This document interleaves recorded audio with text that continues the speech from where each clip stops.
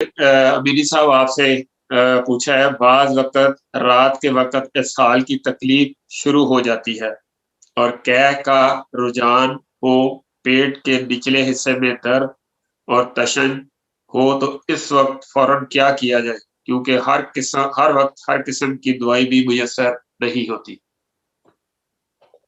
ये थोड़ा-सा शेख साहब दोबारा पढ़िएगा। मैं जी पूछ रहे हैं कि बाज़ वक़्त रात के वक़्त इसहाल की तकलीफ़ शुरू हो जाती है और कैं का रुझान हो, पेट के निचले हिस्से में दर्द और तशन्ज हो, तो उस वक़्त फ़ौरन क्या किया जाए? तशन्नुज क्योंकि हर वक़्त हर किस्म की दवाई भी मुयस्सर नहीं होती। तशन्नुज हो, तशन्नुज स्पैज़म। स्पाज़्म, हाँ जी।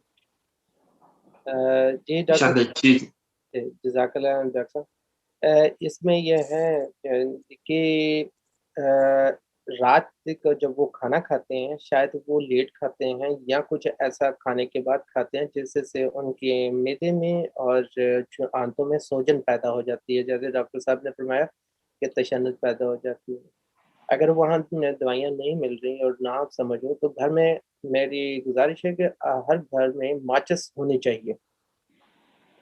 माचिस जो है उसके ऊपर कार्बन होता है और पोटेशियम यानी कि कालियम, हम ऐसे काली कार बना लेते हैं और माचिस की जो लकड़ी होती है वो हम कार्बोवेज बना लेते हैं। इससे 2 कार्बन बन जाते हैं जिससे फौरी तौर पर असाल बंद हो जाते हैं और मैदे की सूजन जो है कम हो जाती है। अरे!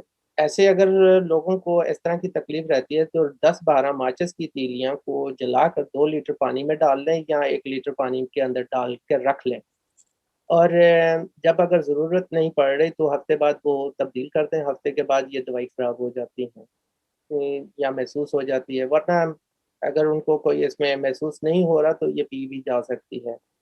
और माचिस 10 माचिस की तीलियाँ जलाकर डाल दें, जैसे हाफ में जल जाए फिर और दूध 10 माचिस की तीलियाँ जो हैं बगैर जलाए उसमें डाल दें। अच्छी तरह हिला लें और हिलाने के बाद इसे का इस्तेमाल करते रहें।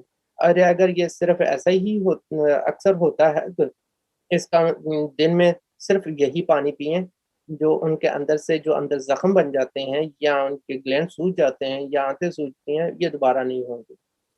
ऐसे लोग जो पाकिस्तान की तरफ ट्रैवल करते हैं और ट्रैवल करने से मौसम तब्दील होता है और उनको यही आंतों में सोज़िश पैदा हो जाती है, स्पाज़्म हो जाता है और डायरिया शुरू हो जाता है, तो उनको भी इससे बड़ा फ़ायदा पहुँचता है और वो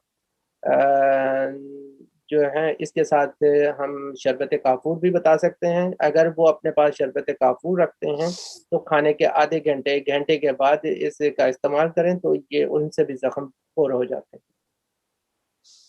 ठीक है डॉक्टर साहब? जज़ाक